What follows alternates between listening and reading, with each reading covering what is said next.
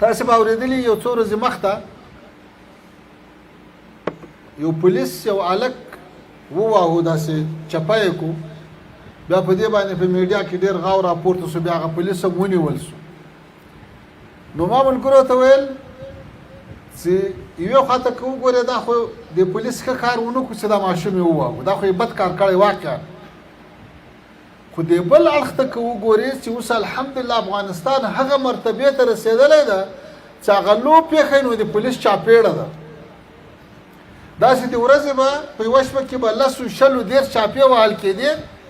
په یوه شوه روز کې به 200 300 400 کسان شهیدانېدل او زخمیانېدل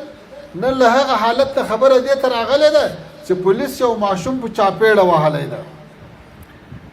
یا یې په لنګته وهلی ده بیا مو هم څه ښه کار یې نه ده کړی خو د موږ تاسو لپاره اطمینان دا ده چې افغانستان اوس د هغو هیوادو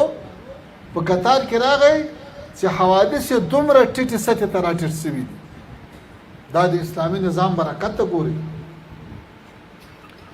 اوس دغه اسلامي نظام په راتلونکي کې د ساتنې دپاره د تقویې دپاره بیا دغسې ځوانانو ته ضرورت لري لکه دا تاسې او دغسې ځوانان لکه دا تاسې دا بیا تربیې ته ضرورت لري تعلیم ته ضرورت لري که موږ په تربیه او په تعلیم کې مخ ته ولاړ شو دواړه هم تعلیم هم تربیه هم به د شاګرد اخلاق جوړي په اسلامي اصولو به برابر وي شفقت به لري عجزي به لري خاکساري به لري نبوي اخلاق به خپل کړي لمونځ او اودس او تقوا او دیانت به په ځای وي او هم به په استعداد کې هم په ساينس کې مخ ته رواني هم په انجینري کې هم په فقه کې هم په تفسیر کې هم په حدیثو کې بیا به افغانستان د نړۍ په سطح یو نمونه وي الله تعالی دې وکړي الله دې وکړي چې د موږ تاسې وطن د علم مرکز سي د پوهې مرکز سي د دین مرکز سي د تقوا او د دیانت مرکز سي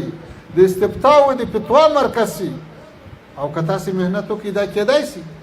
نو چې داسې شرایط الله تعالی برابر کړي دي د دې شرایطو نه بیا ښه ګټه واخلئ هغه ظالمان چې بیا هم د دې نظام مخالفت کوي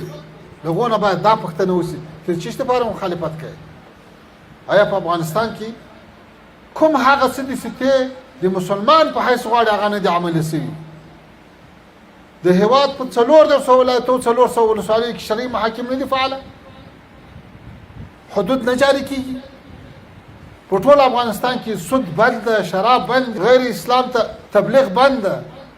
نو هیڅ جواز د مخالفت نشته هیڅ جواز د بی‌اطاعتۍ نشته هیڅ جواز د سرکښۍ نشته هیڅ چاته د حق نشته چې مخالفت وکړي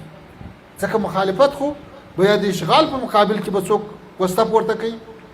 یا به د بېدینۍ په مقابل کې پورته کوي یا به خپل مال او خپل سر نه دفاع کوي نو چې سر او مال دې محفوظ ده وطن دې آزاد ده او دین دې حاکم ده بیا د چیش لپاره څوک مخالفت کوي دا غیور ملت چې کله متحد شوی ده او کله په خپل حکومت او په خپل امیر راټول شوی ده به په دنیا کې چا مقابله نه ده کړې